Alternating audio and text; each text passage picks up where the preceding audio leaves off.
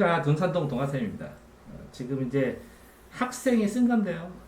근데 제가 하고 싶은 수업이 그거예요. 학생이 자기가 정리하고 자기가 설명해주고, 그죠? 이거 두 번째 거 누르시고 기다렸다 누르시고, 예, 그거 끌어올리시고. 학생이 자기가 쓰고 자기가 설명한 다음에 그런 상황에서 더 생각할 것들이나 이런 것들 제가 질문하면서 문답식으로 수업하는 게 제가 이제 생각했던 수업 포맷이에요. 이 프로그램으로. 자, 둔산동 동아쌤. 자, 중2 학생이 설명합니다. 시작. 담화는 발화의 연속체로 발화의 연속체입니다. 그리고 저 그러면 담자가 무슨 담이에요? 나눌 담? 이야기 담이에요. 대담할 때 이런 거. 화는요? 대화. 대자만 쓰면 돼요. 대담, 대화.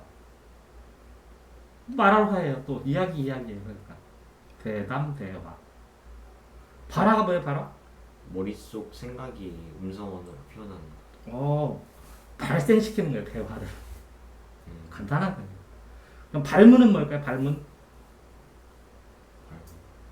발생시키는 거예요. 질문을. 이야기에서 궁금한 거 뽑아내는 거. 그러니까 발화는 뭐예요? 말로 하라고요. 말로. 그 되게 복잡하게 생각하는 거예요. 애들이 첫 점부터 담화라는 단어랑 발화라는 단어 때문에. 자, 다음에. 그리고 이 담화의 구성 요소에는 이 말하는 사람인 화자하고 예. 듣는 사람인 청자, 예, 귀. 그리고 이 화자와 청자가 서로 주고받는 말인 네. 내용과 무엇을. 예. 배경과 상황 맥락, 그리고 그럼 배경하고 상황 맥락은 어떻게 틀려요? 배경은 일어난 배경은 시간 배경, 공간 배경, 사회 배경이 있어요. 시간, 공간. 그것들이 사회, 문화 배경.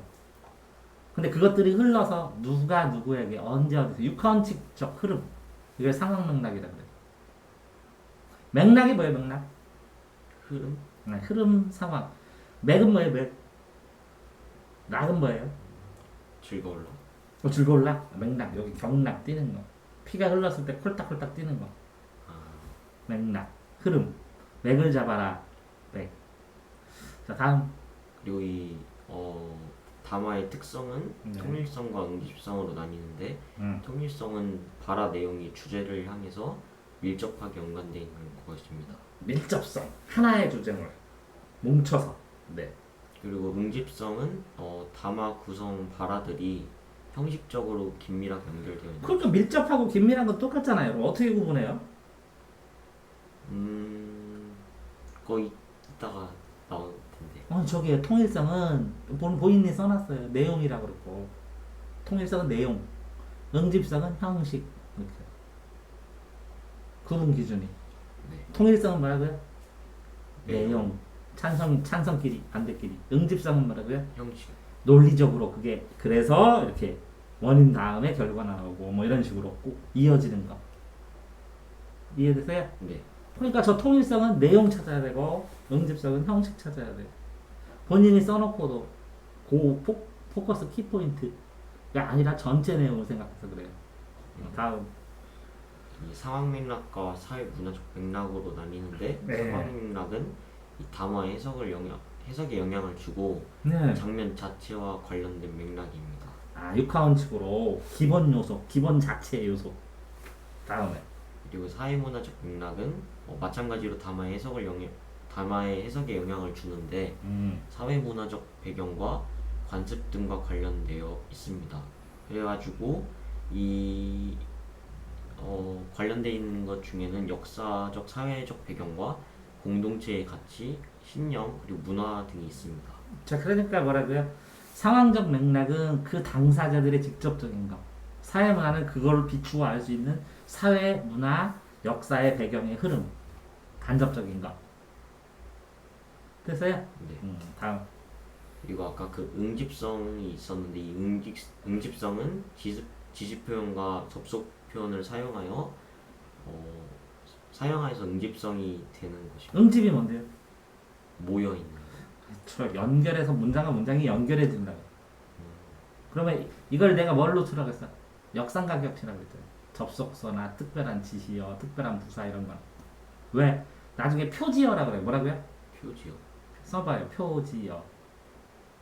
표시냈어. 지시해줬어. 뒤에 어떤 게 나오는지. 그게 표지어라고. 또, 그리고 이 화자와 청자의 관계는 내용으로 봤을 때는 화자가 청자가 주고받는 말이고 맥락으로 봤을 때는 담화가 이루어지는 배경입니다. 대화라는 거죠. 어떤 배경 안에서 무슨 말을 주고받았냐고.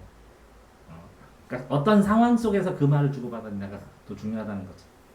다음. 그리고 이 담화를 해석하기 위해서는 화자와 청자의 관계, 시간, 장소, 그리고 화자의 발화 의도나 목적이 담겨 있어야 합니다. 그런 상황에서 시간, 공간은 뭐라고요? 시공간, 사회는 배경이라고 그랬죠. 화자, 청자는 뭐라고요? 주어와 목적어죠. 누가 누구에게 말하는지. 그죠? 네. 그럼 무엇을 말하는 게 발화 의도와 목적어죠. 그래서 저 화자와 청자의 관계는 주어, 목적어일 가능성, 주어일 가능성이 많고, 주어. 시간과 장소는 배경일 가능성이 많고, 발화 의도, 목적이 어떤 내용, 목적된 내용일 가능성이 있는 거죠. 됐어요? 네. A가 B에게 무엇을 얘기한다, 언제, 어디서. 이거 뻥치기잖아요. 됐나요? 네. 그리고 우리나라와 다른 문화 환경에서 자란 다른 사람과 의사소통을 할 때는 상대방의 문화를 이해하고 이게 이제 숙제 내기 좋아요. 여행 갔을 때 손동작 이런 거 오해되면 다른 나라 갔을 때 오해되는 동작들이나 이런 것들을 다 찾아가지고 얘기를 해라. 이해됐어요? 네. 그런 것들 보면 외국 여행 갈 때 이런 거 조심하세요. 그러면은 이런 뜻이에요. 막 이런 거 나온 거 있죠? 네. 그게 이거예요. 숙제 내기 좋죠. 그거 찾아오라고. 또 그리고 상대방이 우리나라에 왔을 때 우리 문화를 이해하는데 그 도움을 줘야 합니다. 그렇죠. 그래서 상대방 문화 제일 처음에 욕부터 이해하죠. 다음. 다음 듣기와 말하기인데 이 듣기와 말하기는 화자와 청자가 지식, 정보, 의견, 감정 등을 주고받는 것입니다. 그러니까 왜 저렇게 가짜 4개를 썼는지 이가 중요하다는 거죠. 지식, 정보, 의견, 감정, 그죠? 지식 정보, 의견 감정 이렇게 쳤을 때 지식 정보는 객관적으로 보이고 의견 감정은 주관적으로 보이는데 느낌상으로 그렇게 나눠도 되고 정보는 정보 설명문, 그죠? 의견은 논설문, 감정은 문학계열, 지식은 그 기타 생활글 뭐 이렇게 봐도 되겠네. 이렇게 나눠봐도 되고 저렇게 나는 이유 자체를 생각해봐야 된다는 거야 공부에서는. 다음. 듣기와 말하기의 태도는 화자로 봤을 때 말하기 목적에 맞게 그 의도를 분명하게 나타내야 합니다.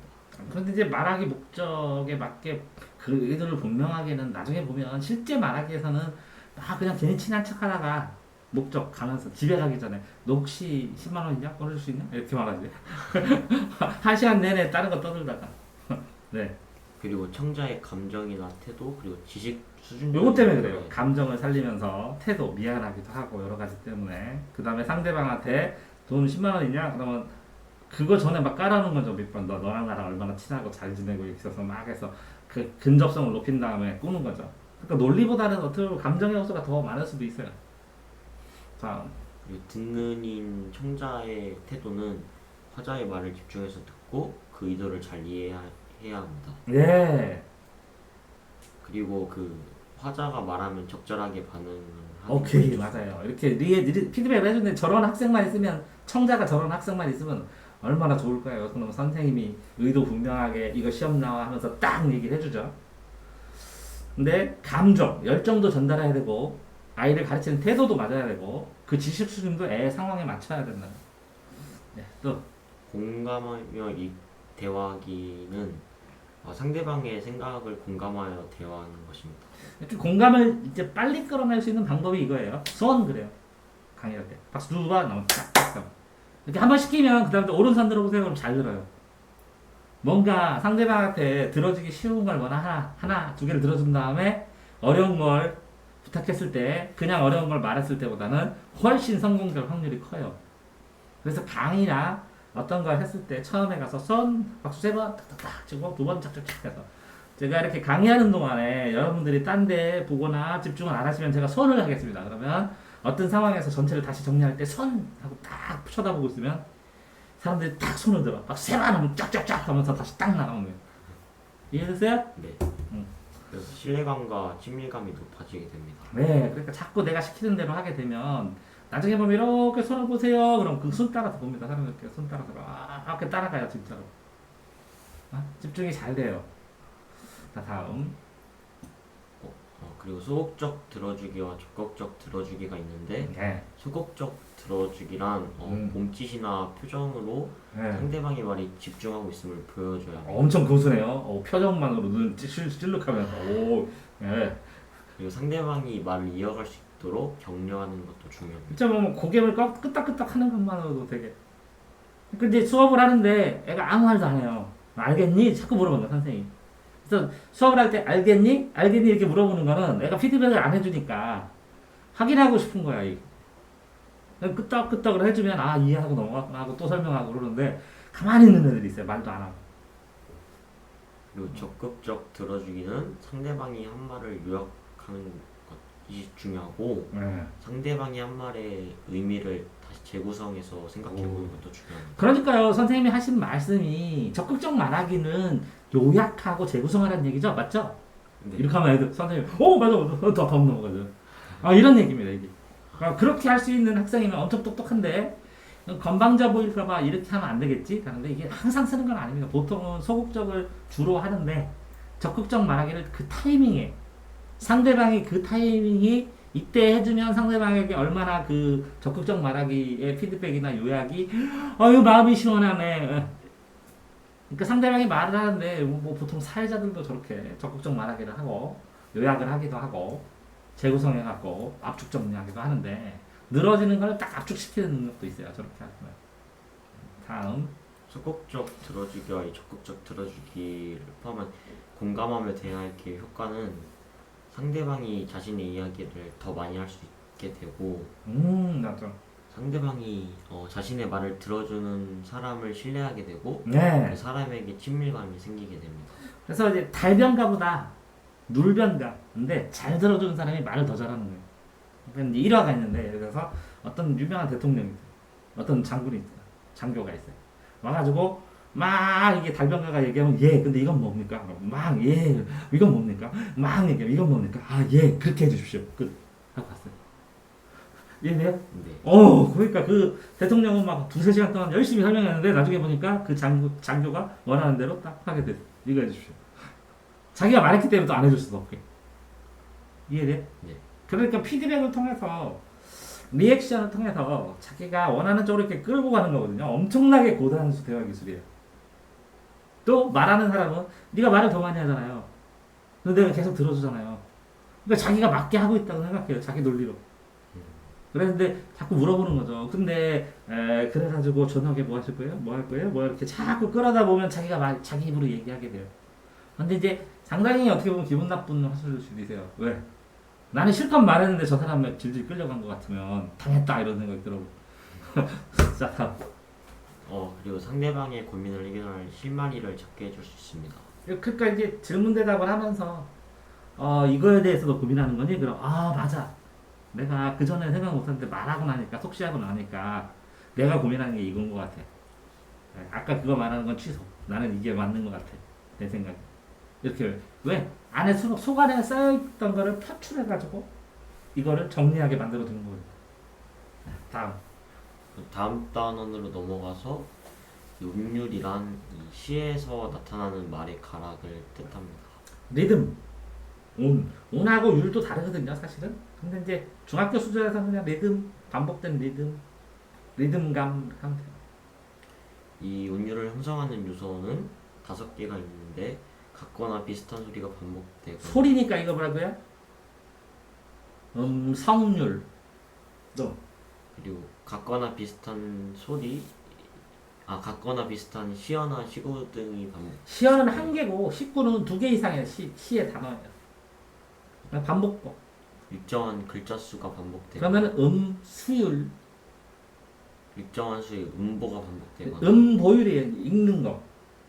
일정한 수의 음보 반복 이렇게 하면 이상하죠. 이럴 때 일정한 수의 음보 반복하든지 아니면 일정한 수의 음보 반복 이렇게 해야 되죠. 근데 일정한 수의 이렇게 되니까 음보 반복하면 이음보 띄었을 때. 자, 반어 보면 원래 표현하려는 내용을 실제 의미라는 이렇게 원래 표현하려는 내용을 이렇게 하면 이상하잖아. 네. 원래 표현하려는 내용을 실제 의미라는 와는 반대되는 말이나 상황 이렇게 끊어 있는 거예요. 이게 끊어놓는 시간이나 속도나 이런 거 글자나 이런 것들에 따라서 시의 느낌이 달라지는 거예요.